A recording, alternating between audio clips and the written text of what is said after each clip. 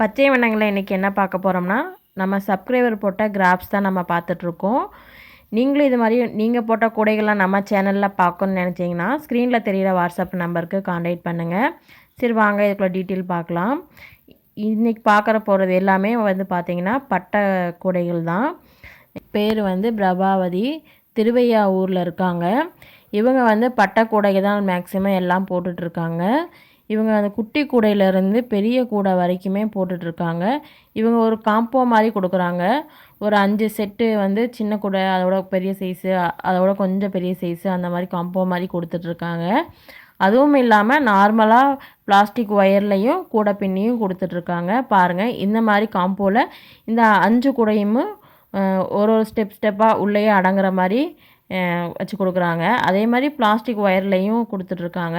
மித்த எல்லா வெரைட்டிஸுமே இவங்க போட்டுட்ருக்காங்க. ஆனால் பெரும்பாலும் வந்து பார்த்திங்கன்னா இவங்க பட்டை கூடைகள் தான் அதிகமாக போட்டு சேல் பண்ணிகிட்ருக்காங்க.